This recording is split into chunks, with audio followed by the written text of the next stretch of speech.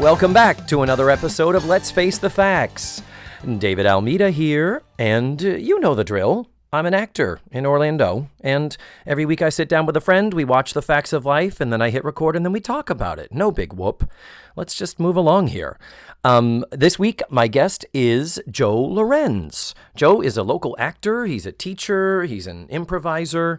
He performs. We work together at Sleuth's Mystery Dinner Theater down on International Drive. He hosts an improv show that he started up at Theater West End up in Sanford, which is just a hop, skip, and a jump north of Orlando. And more important than all that stuff, he's a super nice guy. And I really didn't know him before this, so it was a very lovely time I had getting to know him and being introduced to him by way of our mutual love for the facts of life. Joe and I watched Season 3, Episode 5, entitled Front Page. And the original air date was November 25th, 1981, right around Thanksgiving time. Not that that has any bearing on the episode whatsoever. Let's just do this and jump on in. Let's face the facts with Joe Llorens. Well, here he is. Ladies and gentlemen, Joe Llorens is sitting at my dining room table. Welcome. Thank you so much for having me. You contacted me saying you were interested in doing the show. Yes. And I was like, awesome, because we have worked together very little. Yeah, I think just the one show at Sleuth. Is it just one? We've known each other now for a little bit, but actually getting to spend time performing together was it was just that one. It'll happen more because Yeah. Sleuths, it sort of picks up momentum over time. Right. As they say. So, but thank you for contacting me and for being interested in the show. And thank you for coming over and watching Season 3, Episode 5, entitled Front Page. Front Page. So much resonant stuff to modern events, almost ripped from the headlines. Yeah, it's very resonant, yes, as we should say. So we start the episode typically with me asking my guest to give a 1 or 2 sentence synopsis of what we just saw, sort of like what you might see in a TV guide listing. Okay, yeah. So Joe uncovers a scandalous story about her journalism teacher, Mr. Gideon. And her and Natalie have to decide whether or not they're going to run with it. And they do. Uh-huh. And then no hilarity ensues, but... I didn't think about that. But it's not the funniest. It's not, but it's a good poignant. episode. It's really good. But it's not one of the funniest. That's damn sure. Very poignant, and the consequences for your actions is a running theme. Yeah, throughout. Very true. Now, did you watch the show? Are you familiar with the show? We didn't even talk about this. So the reason I reached out to you when you first announced you were doing this, I was born in Puerto Rico. I don't look it. I am 100% Hispanic. And my parents wanted to make sure I was bilingual at an early age. So at about 5-6 years old, around there, they wanted me to start watching movies in English and television in English and stuff. So before we got cable, I'm gonna go real islandy and say before we got cable on the island, but I don't know if that's accurate. Before our house got cable, sure. The only channel that we would pick up that was in English was WGN in Chicago. Oh, of course. Chicago's own Channel 9. Yeah. So every day I would get home from school and I would watch G.I. Joe, Transformers. Gem would come on and I would take a little break to eat and then I would come back for Facts of Life. That's not really a boy show. But is Facts of Life a boy show? Yeah. It wasn't even that. I would just get hungry at that point. And who wouldn't? But I had to be back for Facts of Life. Oh, okay. Yeah. So it's important to you. It was a very important in your formative years. It was a very important show to you. Absolutely. I actually looked up when it was on syndication or in syndication. Oh, okay. 86 to 91. Oh. So I was born in 78. So I was 8 years old, Okay. roughly. Joe was one of my first crushes. Joe? Oh, Yeah. nice. For a moment, I thought you meant G.I. Joe. I'm like, wait, what? No. What's happening? Well, I mean, I was a Scarlet Man from G.I. Joe. Interesting, because James Bondy, do you know James? I actually just met him, our mutual friend, Wesley Slade. Wesley who? Wesley Slade? I don't know who that is. No, I don't blame you. Yeah, he introduced me at a very recent audition. Oh, that's right, because they both worked together at a undisclosed Disney location. Right. But when James Bondy was on the show, he talked about how he was into Jo also. She was one of his early crushes. So Yeah. you and he have similar tastes in badass women. Well, I knew I liked him. So let's get into it. Yeah. We start the episode with Jo engrossed in typing, sitting in the cafeteria while the others are around her working. They are clearing. Once again, they're clearing dishes. Ain't no food on those dishes. We see very little food in this cafeteria. And what we learn is that Jo is very diligently working on this journalism project for Mr. Gideon, this very demanding teacher for what we presume is a journalism course. Right. And right away, there's high regard for Mr. Gideon. Yes. The way everyone speaks about him, it's very glowingly and appreciatively. Yeah, Natalie lists his resume. Is like, well, he's a former reporter, and then blah blah blah. He's decorated and well known and respected somehow in the journalism world. She doesn't get too specific with that, but she does also mention he is apparently such an advocate for the field of journalism. He has given the students full reign over the school newspaper. Right. And this will come into play a little bit later. But as for Jo, she is so intently working on this article and typing away and shirking her responsibilities because she is desperate to impress this teacher because he's been giving her C's all semester. And she says they have a love-hate relationship. She says, I love journalism, and he hates me. He hates me. Now, this is interesting because we do stick to Natalie being the editor of the school paper. This is a thing we've had before, and it perfectly aligns with Natalie and how consistently we keep with her character. Jo, as a reporter, Jo loves journalism. I'm not sure we have any evidence to support that. Well, Previous to this episode. I could see Jo as the hard-nosed reporter. I could see her say, "Hey, look, she's kind of I'm just telling it like it is kind of person." Yeah. She doesn't allow Blair an ounce of leeway at any point, right? Yeah. She's always calling her out on stuff. Yeah. I think it does fit with her character. It's just, I'm not really sure we've specifically dealt with her as far as, is Jo a writer? Does Jo do stuff for the school paper? That's not really anything we've experienced before. Natalie, yes.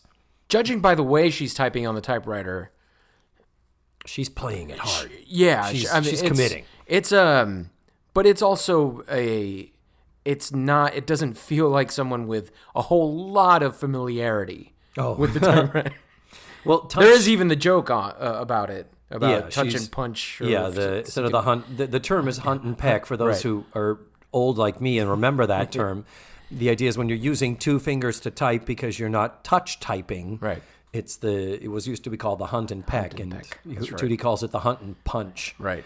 And a funny moment happens where Blair says, "Oh, well, I'm not afraid of her," and Blair puts her hand over the typing area on the typewriter, and Jo just looks at her and defiantly slams a key, and Blair's like, "Ow!" And it's a lovely moment. Nonetheless, we will forgive this show because the rest of it is so damn good.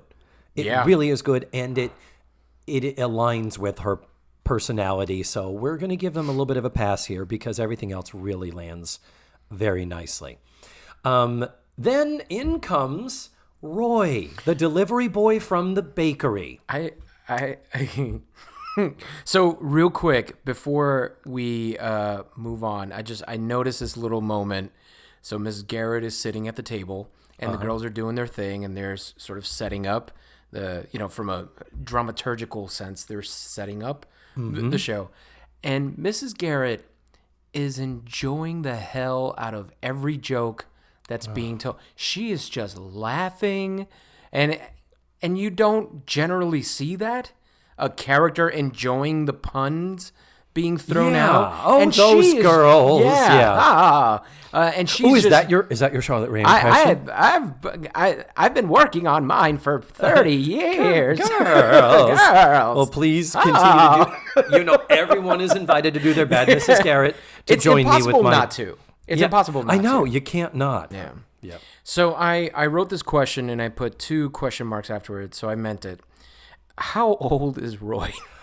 That's a very good question. Because Joe is 17. Right. And he is coming on hard. Roy is played by actor Llorens Lester, and he has got an IMDb page a mile long. Huh. Not very high profile recognizable stuff, but he is still he works. He's been working and consistently, and up until recently, he's got recent credits. He plays Roy and appears in 8 episodes of The Facts of Life. This is his first appearance. So we've never met Roy before. So this is how we're introduced to Roy. Yeah. Is a working man, because he's at least he's delivering for a bakery. Yeah, but is he like, we talk about Eastland. We talk about Bates being its analog for a private boys' school. Sure. But Peekskill must have a public high school. Probably. So maybe he's just a Peekskill public high school student who on some days delivers. He has an after-school gig delivering. I mean, But it's this very... is in the morning, though. This it's is before quite- class. So he's not in school. He's a working stiff. He might be over 18, and Joe is 17. So at best, we have we have attempted technical statutory rape. I feel like there is an episode down the road where he does like dip her and kiss her without her consent. I think that's coming down the pike. But I mean, who didn't in the 80s? Come on. Well, I mean, consent didn't exist until 3 years ago. It was not. It was not a commonly explored idea. No, but even if, how about we, to make ourselves feel better about this, let's say he's 18.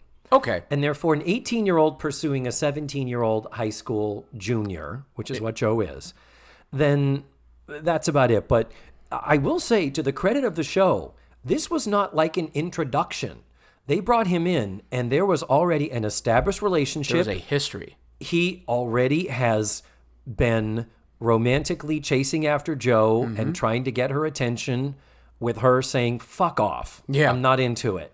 I was shocked when you said that this was the first time he appeared. Yeah, I wouldn't because have I was believed it sure that he was more of an established character. Yeah, I wouldn't have believed it either if I hadn't been watching these in order. It's like, wow. So it's very impressive how they quickly hone into the shorthand of, this is what they do. This is their bit. This is how they spar. He sees himself as Tracy and Hepburn. Right. And Joe was like, you're just a nuisance. Get out of my face. Yeah. And what was the, and I might be jumping ahead a little bit, when said there's some creep you want to tell to get lost, and she just turns into get lost. Yes. Like, oh, that's a solid joke right there. And so bravo to them for that. And they will be bringing this back.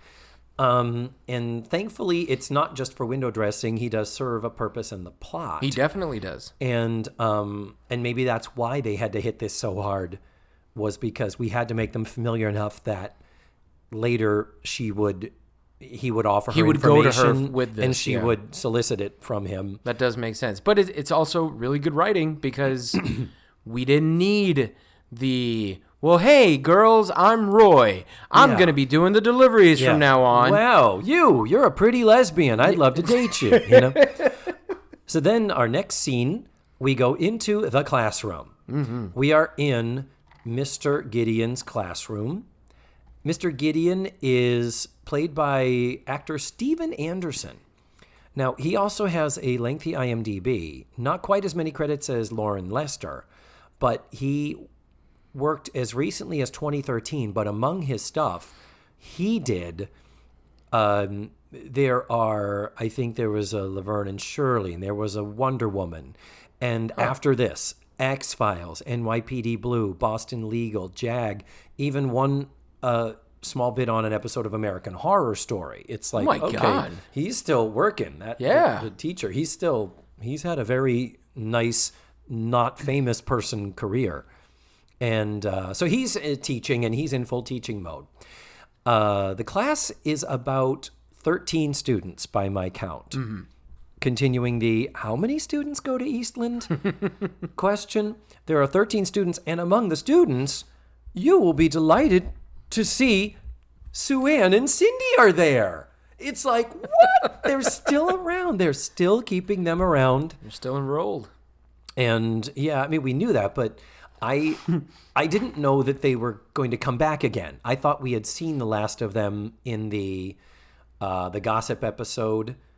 And then we also had, I don't think Nancy comes back again. Nancy, we had her in the 2D child pornography model episode. But anyway.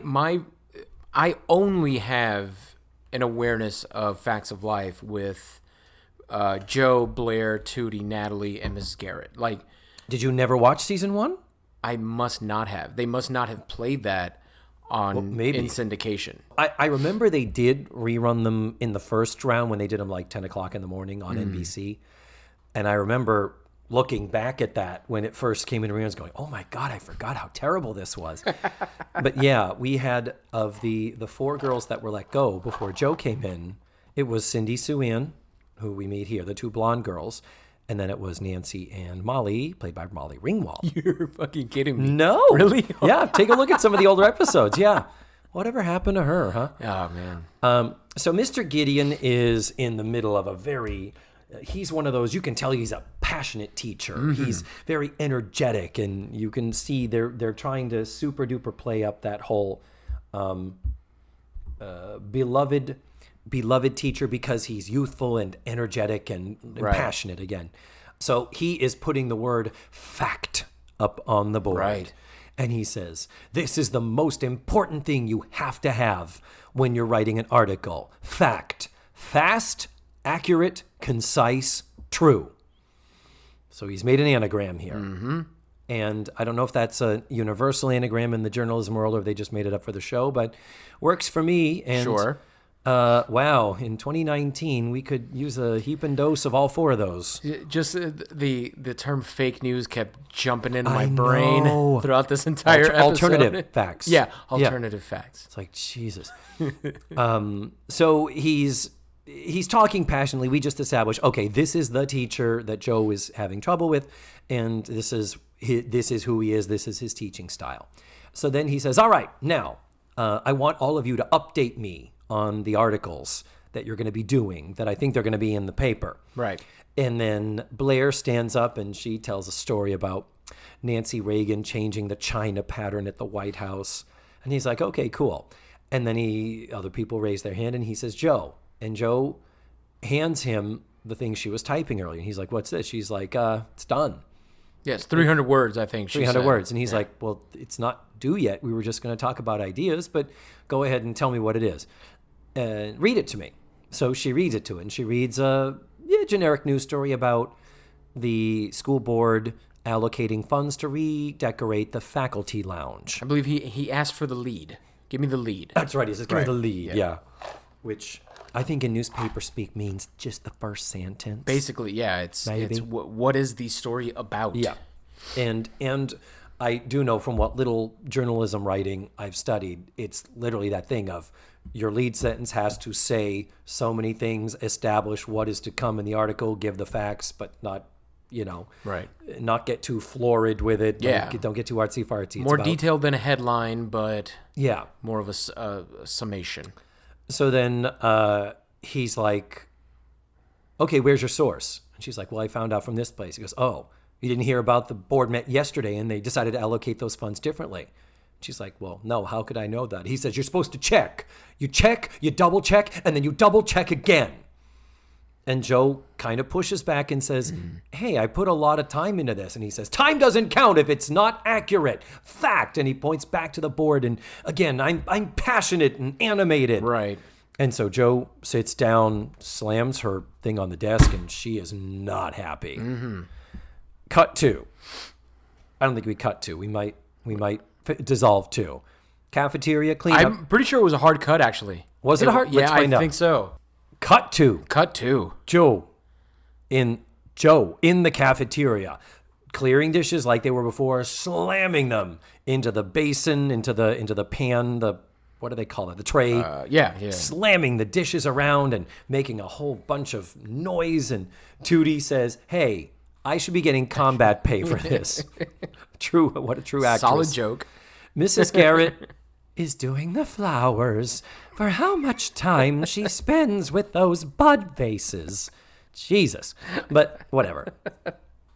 So Mrs. Garrett says, typical Mrs. Garrett, if you're having a problem, talk to him. And Joe's like, I'm not fucking talking to him. I'm going to do a new story and all that. I made a note because at one point Joe talks about Mr. Gideon and calls him an Ivy League sewer rat. Oh, yeah. And the pop that got was very unexpected. The laughter that erupted from that line, I was like, oh, okay, all right, shit. That played really well in the early 80s. That was a hard insult. For those days, that was pretty hard. Ivy League sewer rat. Yeah, hey, why not? Make it work for you if it gets the laugh. So then at one point, Tootie holds up a dish that has like a third of it broken off. Right.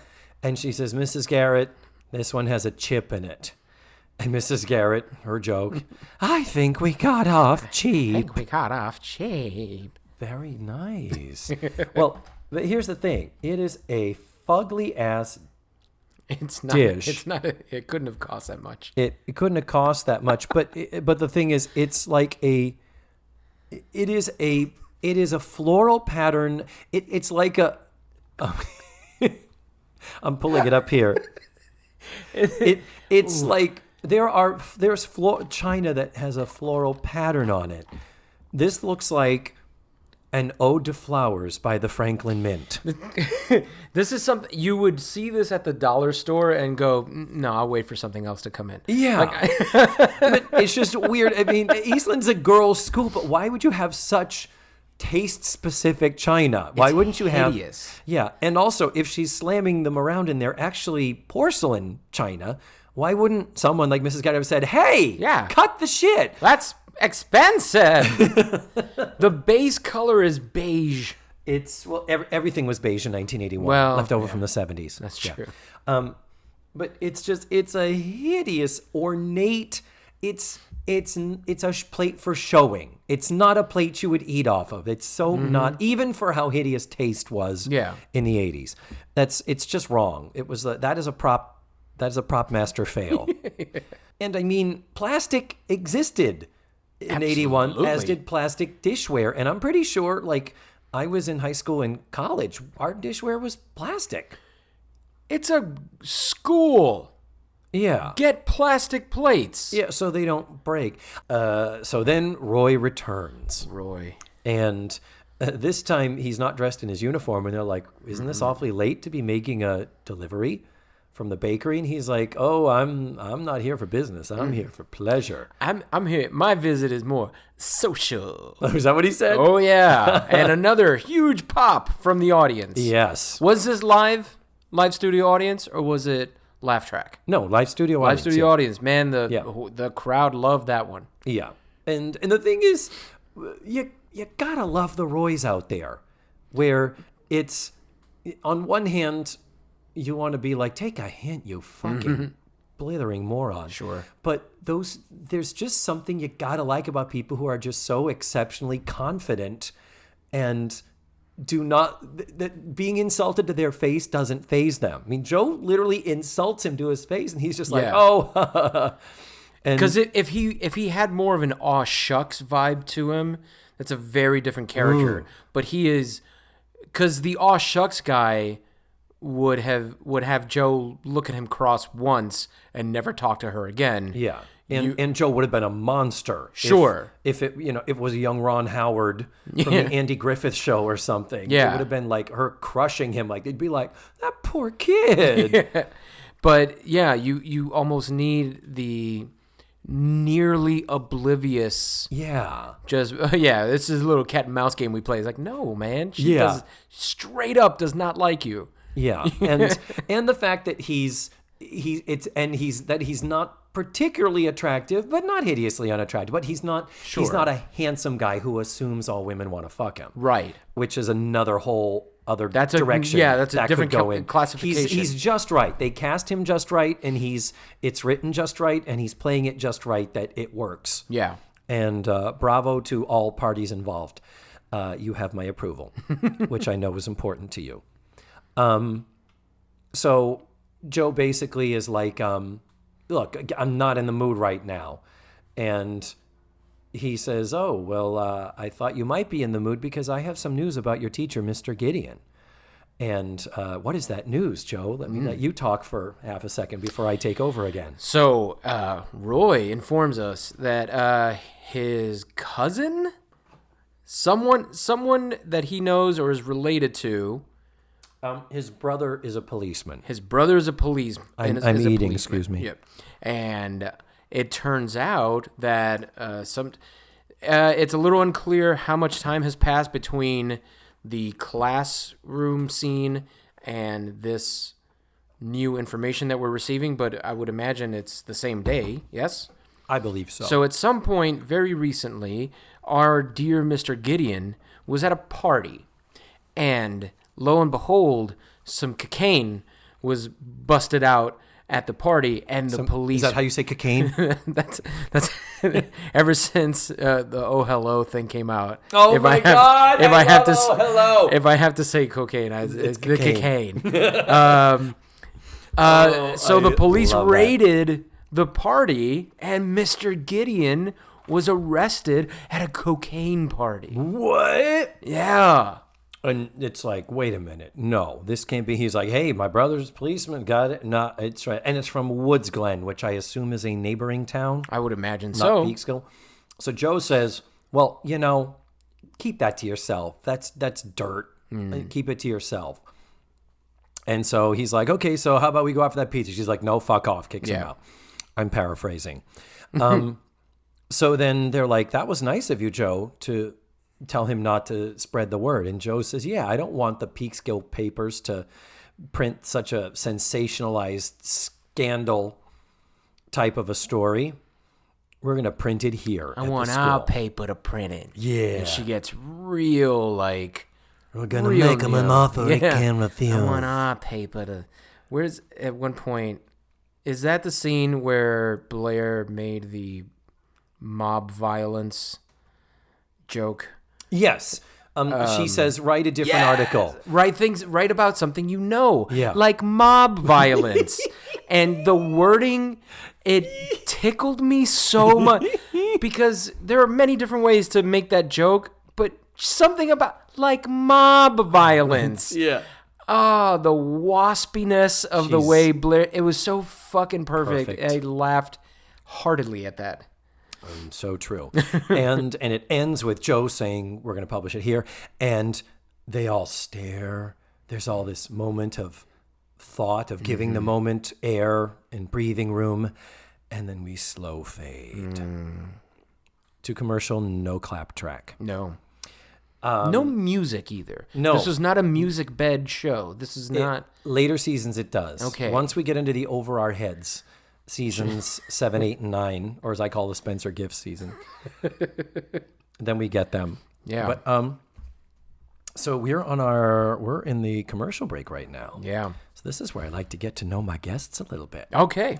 And you are a person I know less than many of the people who have sat here before you. So I'm legitimately going to be learning this as we go. Awesome. So you've already said that you were born on the island of Puerto Rico. Puerto Rico. And when did you come to this country?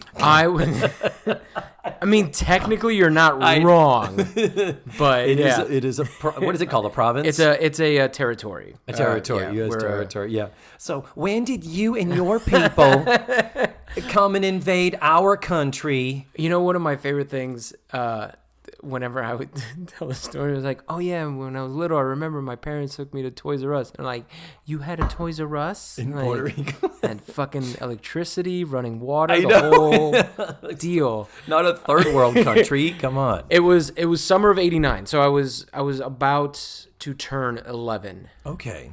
And we moved to Miami, where I lived. A Puerto Rican family living in Miami? Can't Tell me be. about it. Well, with all the Cuban people there, we really stuck out like a sore thumb. My mother's Cuban, so okay. I definitely I belonged there. But yeah, I lived in Miami 15 years. Mm-hmm. Moved up to Central Florida December of 2004. Of 2004. Okay. Yeah. And was that to pursue acting in your career? Yes. So I majored in theater, and I wanted to become an actor. And where did you go to school? Florida International University down in Miami. Good old Okay. FIU, go Golden Panthers. Golden Panthers. Yeah. Wow. And I thought, okay, well, I could go to New York. I could go to Chicago. But then I thought, well, let me get my equity card first. Sure. And I can go do that in Orlando. Mm-hmm. Yes, you can. And I went and I did that in Orlando, having somewhat quickly, like that next year, I was cast in a show for the Mouse, and then I've just been here And working different things and the gig Different economy, as they say. Yeah, I took a hiatus from performing for pretty damn near a decade. Oh, wow. Yeah, I performed the first few years that I lived here, and then I moved out to Lakeland. I met the wonderful woman who is now my wife. We built a house in Lakeland because she lived out in Land O'Lakes, so just north of Tampa. But yeah, I sort of came back into performing 2014. Okay. Around there, 2015-ish. Cool. And yeah, I sort of really reignited that passion, and I've been kind of going nonstop since. Now, what did you do in that decade when you weren't? Insurance. Oh. Insurance wholesaler. Okay. Sort of helping run the family business. Oh, okay. And then, starting a family and all that. Yeah. And how many children do you have? I have 3 kids. 3. Yeah. Wow. My oldest turns 11 now in July. Oh my God. Yeah. And is boys to girls? What do you have? Oldest is a boy and then 2 girls. And 2 girls. And at what age will you be starting to expose them to the facts of life? You know what? After watching this episode, pretty soon. Yeah. Because there are some good, Lessons poignant life lessons to be learned here. To be learned. Yeah. Exactly. Like consent doesn't exist. Like plates can be beige. And we need to come back from commercial now. All right. Joe was on the phone saying, "Thanks, Sergeant." And she hangs up the phone. And so apparently she's been talking to the police. Right. And she is able to verify the story. Natalie and Blair are very leery, like, I'm not sure that the term dirty, disgusting spectacle comes up. I'm not sure in what context, but they are clearly like, you're not going to really do this. And she says, we have control of the paper. We can publish anything we want. And presumably what that means is they do not have that's dangerous as shit. I would say so. They do not have a faculty member coming in behind the students to verify and approve the content of the school paper. I would imagine any faculty member seeing cocaine bust on a headline was like, wait a minute, what is that? What? Yeah, it's wow. So Tootie then comes in, and we kind of regress a little bit here with the suddenly them like, oh, shh, hush up, Tootie. And so Tootie comes in, she's in her gym clothes, apparently with some type of a gym class or a sports thing. Yes. Though Tootie never really talks about being involved in much sport-like. She says they should tell you that the gym class is bad for your health. Yes. And why she's at a gym class at night after hours when the others... I will give them this. that they didn't put Tootie in the journalism class. True. We've had the issue with not just how many students are at Eastland, but what grades are at Eastland, and why there have been in the past classes where 12-year-old Tootie is there and 16-year-old or 15-year-old, why there's... Right. It was just weird. We were saying it was like the Little House on the Prairie. Yeah, where's that intersection where they're taking that same class? Yeah. Now, we've got... Because we have Sue Ann and Blair and Joe in the class, they're juniors. I think Cindy is a year younger. So Cindy and Natalie would be sophomores. So sophomores and juniors, I don't know. Journalism could be an elective, and I don't know. But then Natalie's the editor? She's the editor of the school paper, so she should be there anyway. I don't know. It just feeds into that whole thing of what is Eastland, who goes there, how many students go there, and how do they divvy up the classes and determine who of what age, what classes are appropriate, to a certain breadth of age. I made a note, like, why were they so secretive around? Like, why was Tootie excluded from? Is it because she's canonically younger than they are? Yes, though she's only a year younger than Natalie. But what it's actually playing into is Tootie is also the chatterbox and the one who can't keep a secret. Gotcha, because they do reference that later. Yeah, so that's the big thing of Tootie, and that's a through line through the entire series. Okay. And that's good. The idea that it's, we're keeping stuff, but the fact that they're so unsubtle about it. Oh, yeah. And the fact that we've had an episode where they were treating Tootie like that, and in order to get attention and feel older, Tootie drank and got drunk. And so at the end of that episode, it was like, well, everything is fixed now and all is good, and there's no repercussions for our actions. And Tootie, you're one of us now. I'm not going to call you a kid anymore. I'm going to call you a sport or whatever. Well, we're back to our old habits of marginalizing poor Tootie. And but they do have a funny bit where it's like, Tootie, we're kind of doing something right now. She's like, okay. She says, okay. And she stands there. Just stands there. Like, yeah, it's kind of private, Tootie. And she's like, okay, well, I'll go in the kitchen and get something to eat. Mm-hmm. And she stays standing there like, Tootie, would you get out of here? It was funny. Anyhow, it now comes down to the decision is really Natalie's. It's like, Natalie, you're the editor of the school paper. And she's like saying, I don't think so. But Joe was saying, yes, we have to. Mm-hmm. And the scene ends with Natalie saying, now I know why Lou Grant is bald. And for those who don't remember, Lou Grant, Mary Tyler Moore's boss, was a TV news producer. But then after that, he spun off into a separate show where he was a newspaper man. Do you remember that? It was a show called Lou Grant. Oh, no, I did not. Next, we go into the parlor, and Mrs. Garrett is doing, I don't know something. What. It looks like she's got something. She's pushing back the sofa cushion. Mm-hmm. She's got the throw pillows on the coffee table, and she has something metal in her hand. You initially identified them as scissors, and I think that's probably the best guess that we're going to get at it, because it definitely looks that way. I don't know what maybe someone left them in the cushion. I don't know. Yeah, we're looking at it again. It's too wide to be a needle, like she was sewing or anything. I feel. Maybe, but maybe she's cutting the thread after sewing up a hole or something. Maybe that's what it is. Maybe.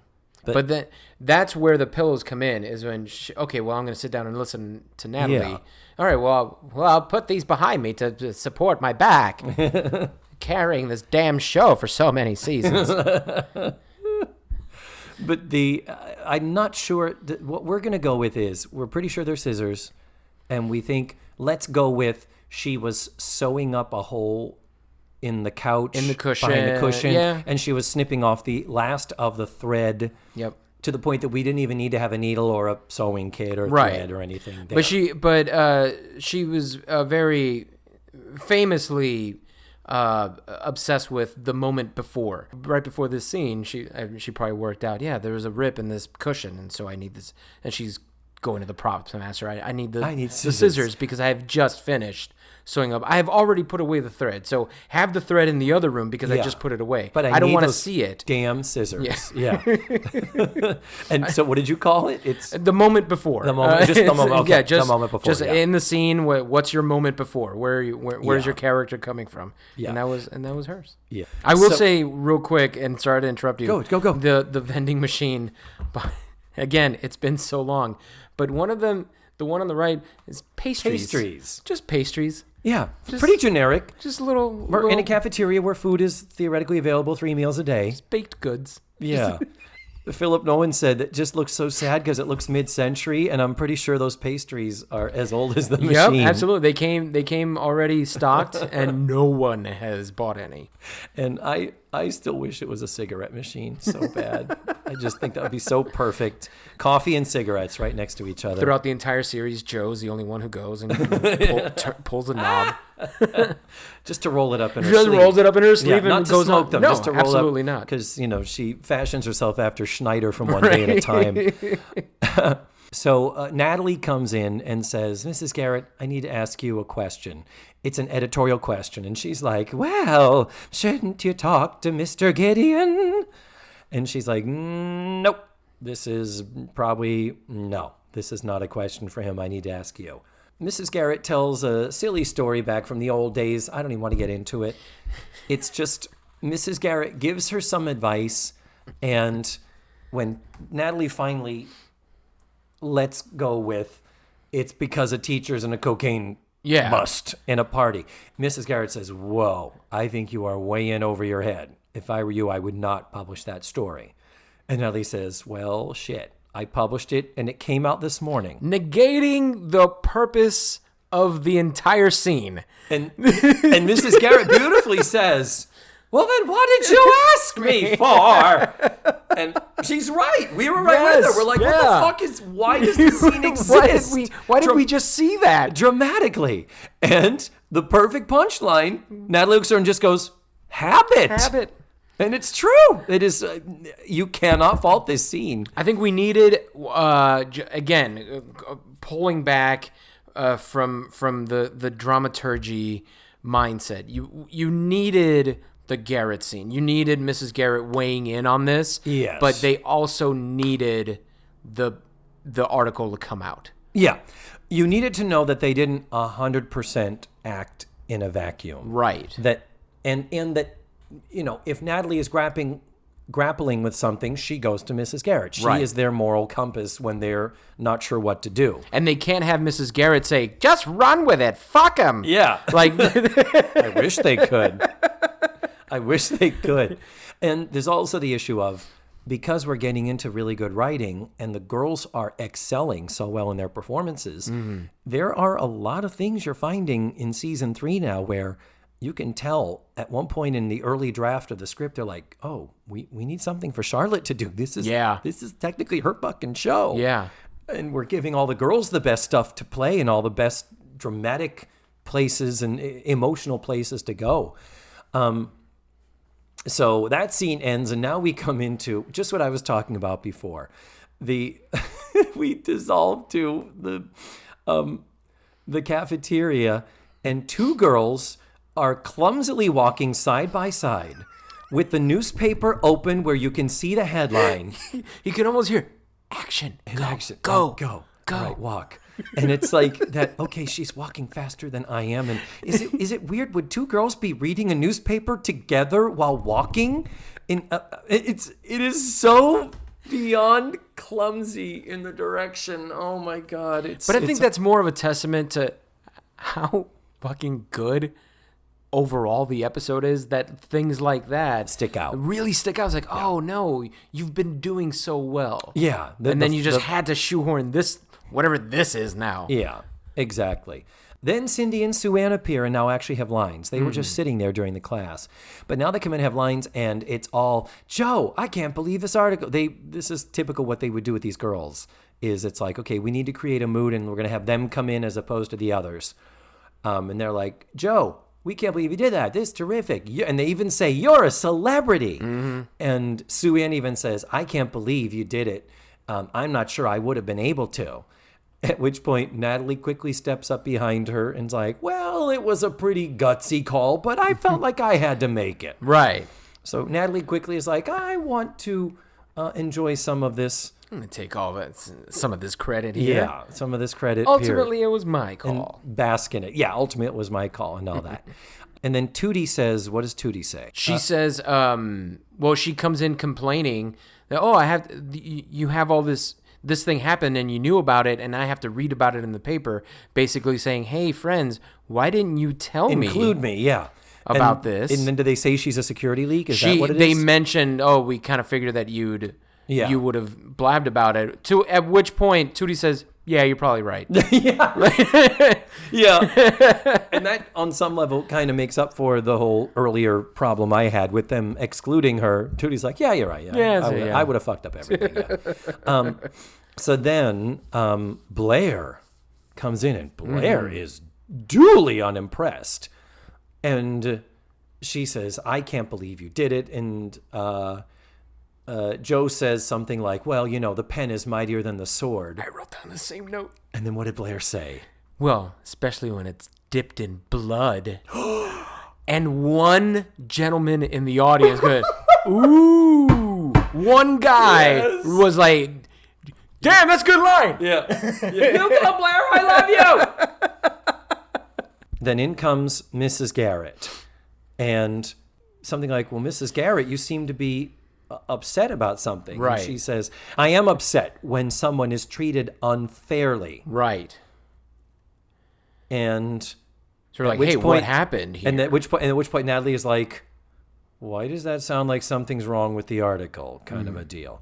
And then she comes back and says, he was released 1 hour after the police took him in. No charges were pressed. And Joe says, well, the police didn't tell me that. Right. And Mrs. Garrett, didn't you ask? Did you call the courthouse? Did you ask him for his side of the story? Someone's career is on the line. This is not a time to be careless. I have a real issue with this plot point. Yes. Because Joe called the police department. Yeah. And said, hey, I'm calling to verify, was Mr. Gideon arrested, blah, blah, blah. Why didn't the police officers say, well, yes, but we actually released him about an hour later. There was no evidence. Yeah. That he, like. I agree. So I'm just imagining the police officer on the other end. So was a Mr. Gideon arrested? Yes. Is there anything else you want to know? Like, just being real coy. And then click, hang up. Why didn't you tell her that he was released? She didn't ask me. You're so naughty. Yeah. Like. When did we become Hans and Franz? So, and this actually takes me back to Gideon's fact. Acronym. Accurate, concise, true. So, the F stands for fast. Fast. Yeah. Fast. And yet, the entire crux of the episode is, Joe, you went too fast on this. You didn't get all the information. Yeah. His whole problem with her initial story was that she acted too quickly and didn't know about a meeting that took place the night before. Yeah. And now this, she took the time to go verify the facts. Agreed. And then it's like, but you didn't know. It was like, but I asked. How am I supposed to know what I don't know? Yeah. So I would agree. I would agree. I would, if when I get into my time machine and give my notes to the writers. Yes, please. What I will be suggesting to them is what they could do is, I think it's weird that the police would talk to them at all about it. I agree. I think it should be, hung up the phone, I talked to the police, and then have it say, and the police didn't tell you that. And she's like, well, it wasn't the police, it was Roy's brother. Oh, meaning, yeah. I talked to the police meaning a policeman. Right. Just saying, that could have been an easy fix where it's like, well, I tried them and they couldn't tell me. So did you find this out? Did you ask? She's like, I tried, the cops wouldn't talk to me. Yeah. And I think that would play because we have already established through Roy that Roy's brother is a bit of a blabbermouth. Yeah, because he's not supposed to talk about that shit. We were talking last week about HIPAA, about not supposed to reveal what your medical your medical patients are doing. You're not supposed to talk about that stuff. Is there a police version? Is there a HIPAA? There's CHiPaa, but if you're on a motorcycle, you can't reveal any only in California, though. It's only in California, not New York. That was beautiful. CHiPaa, ladies and gentlemen, the comedic genius of Joe Llorens. Thank you. He's taking a bow, well deserved. Silent bow. Well played, my friend. Oh dear. So now, the whole thing about the police, like, really to me, it was questionable from the minute she hung up the phone. I'm like, do the police, are they authorized to talk about stuff like that? Like, again, versus public records versus I can listen on a police radio. Right. That's public record. Yeah. But another quick fix would have been watching Joe initiate the call, identifying herself as a reporter. Oh. Maybe. Yeah. I am definitely pretty fuzzy on what the legality is. Yeah. But considering no charges were filed, then it's not exactly an ongoing investigation as far as Mr. Gideon is concerned. Yeah. It's I don't know. And bring that up too when you go back in time. Yeah, I will. Yeah. I'm going to talk to them about it. I have a few words. We're in the final scene. Mr. Gideon's classroom. It is empty. And Joe walks in, and this awkward moment, she says, I guess you know why I'm here. And he says, a lynching? It's like funny. He has a sense of humor. She says, so sue me for libel. And he says, well, no, I could only sue you for libel if I knew there was malicious intent behind it. And she's like, that wouldn't be too hard to do. Yeah. And so then Joe finally has her say, and she's like, look, you've been writing me all semester. All you do is criticize me. All you do is cut down my work. You know how terrible it makes me feel when I'm here, and you make me feel like a dummy. Mm-hmm. And she says, and he's like, what? What are you talking about? And he says, it's always exciting for a teacher to see a student who has real potential. And she's like, wait a minute, so I'm not a dummy? And he's like, no.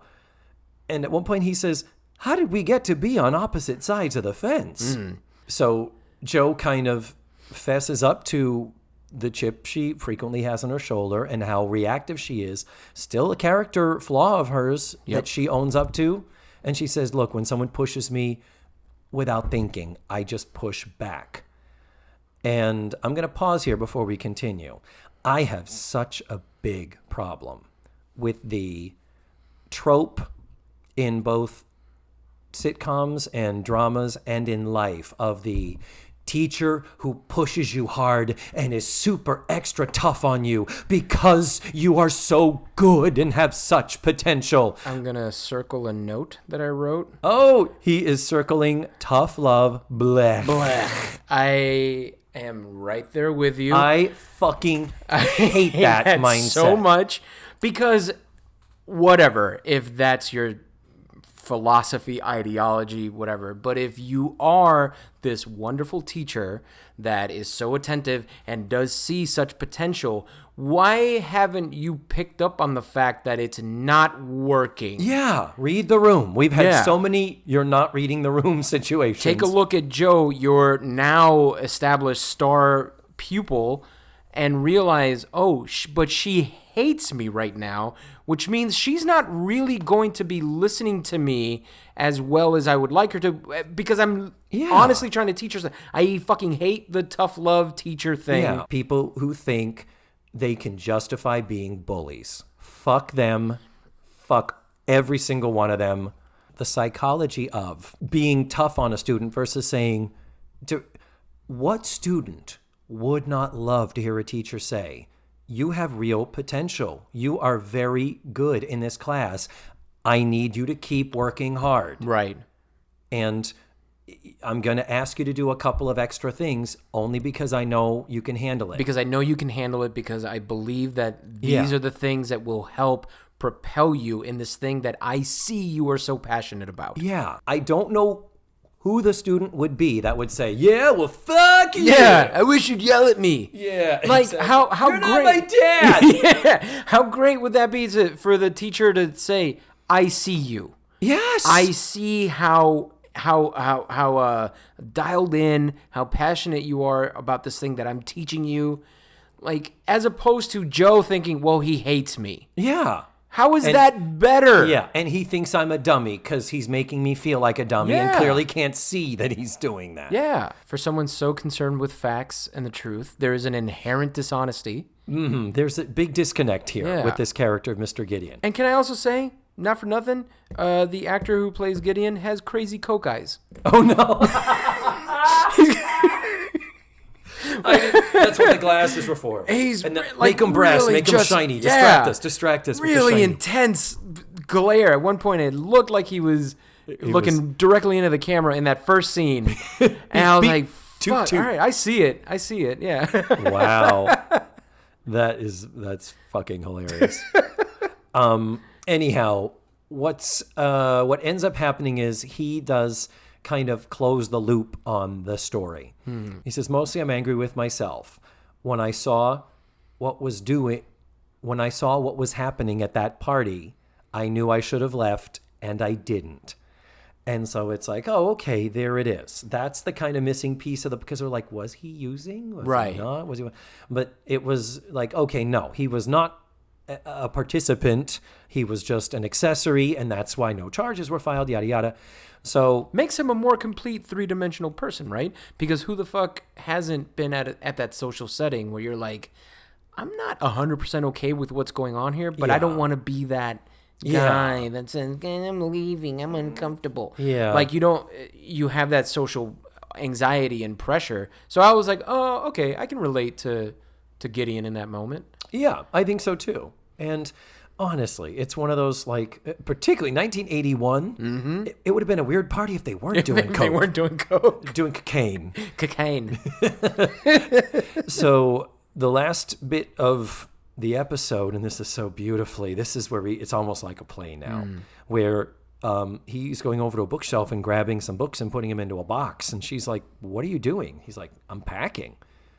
And she says, what do you mean you're packing? You're not leaving. Did they fire you? And he says, no, they didn't fire me. They asked me to resign.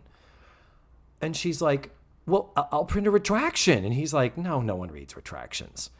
And then she's like, well, I'll follow up somehow. She says, I'll get a petition. We'll get 1,000 signatures and we'll make them change their mind. Does Joe think there are 1,000 signatures to be gotten at Eastland? This might be information about the school. I can't. I think Joe just are there 1,000 students at Eastland? I can't. There can't be. I can't imagine it either. She's exaggerating. The plate budget alone would be those catastrophic. Ugly tan floral plates. We couldn't afford 1,000 if that was our student body. Yeah, we. It's like. We have all of those people to feed, and these are your 4 girls that are going to help you. Yeah. We're going to need a bigger cast. Yeah. We're going to need a bigger cast. And Howard's gone. Howard, the actual chef who was the one doing the cooking, he was gone after 4 episodes. It's just that pastry vending machine. Yep. And his last thing is, no, this is something you can't fix. And he's like, I'm going to go back to actually working for a paper. She says, what about teaching? He says, well, not many institutions are going to be anxious to hire a teacher that's had something like this come about, even though it's not true. Right. So Joe is like, well, what can I do? I got to do something. And he just says, help me pack. And then he leaves the room, apparently probably he's going to be coming back for another, pick up another load or something. But he only has that one box. Yeah. Well, there was stuff on the desk. Sure. But it just leaves with her. And Nancy McKeon, God, she's so good with just starting the touch of the waterworks, but not full on. This is not a full on crying. This is I feel like shit. Yep. And she is left there with her own thoughts and having to reflect on she just ruined his career. No music again. No, dead silence. Credits roll. She's still live. Cameras rolling. Yeah, moving. Not even a still. Sometimes they will do a still. and then roll the credits Yeah. and or clap track. No, it's they leave the camera rolling and she's just standing there and you can hear the sound of sitcom silence. Yeah. Weight of the world on her shoulders. It's all there. So it ends on this beautifully dramatic moment, and in the end it really is, it's really a good episode, even for how we pick it apart, even for these little things. It's like, it's clearly one of those, if it's not an indictment of behavior like Joe's, of acting too quickly, it almost is a little bit of, I think, this is what you get when people aren't clear with each other. This is, I seriously feel like, Joe is left alone with the destruction that she has created. Yes.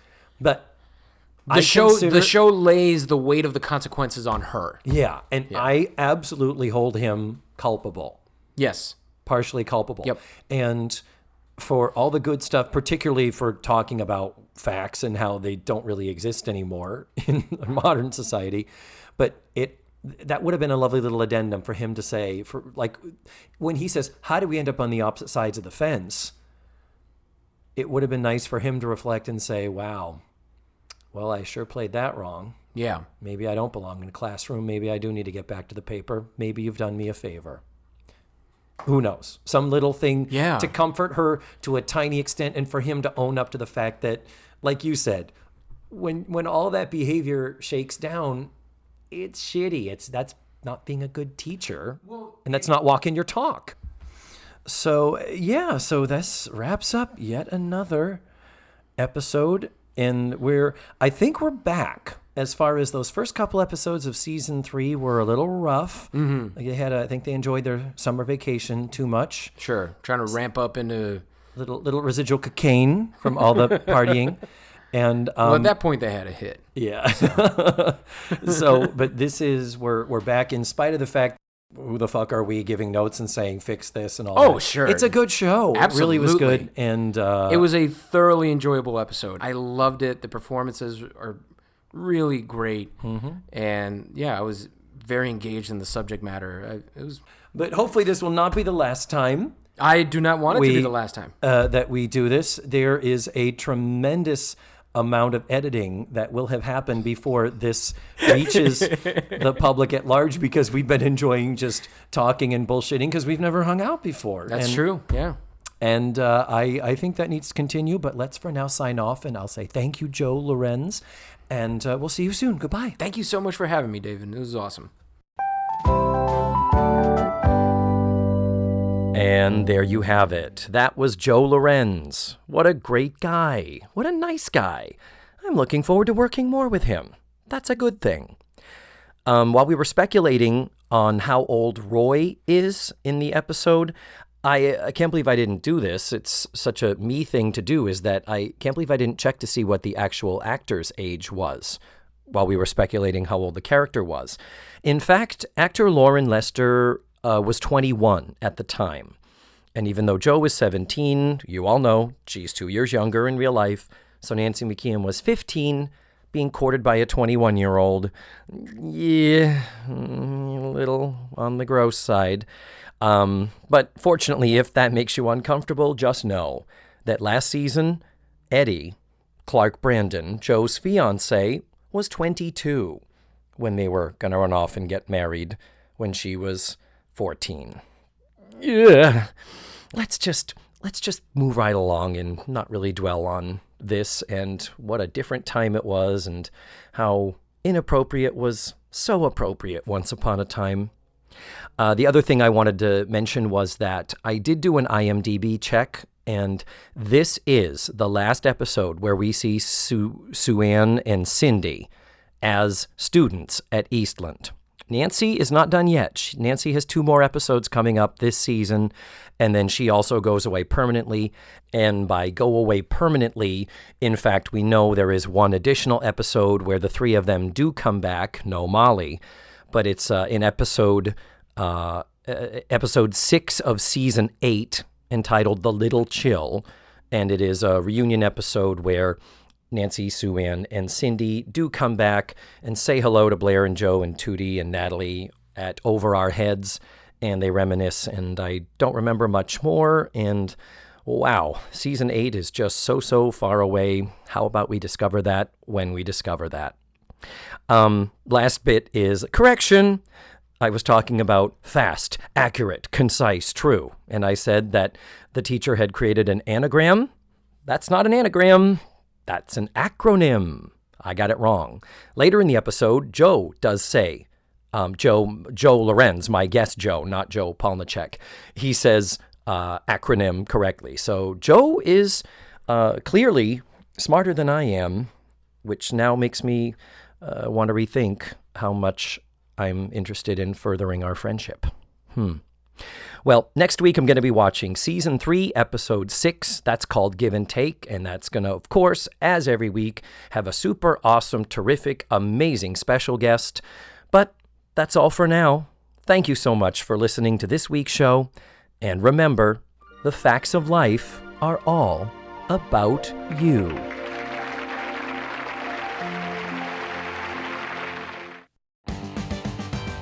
Let's Face the Facts was produced, written, hosted, and edited by me, David Almeida. My theme song was beautifully arranged and recorded by Ned Wilkinson. Our website is facethefactspod.com. You have to drop the let's.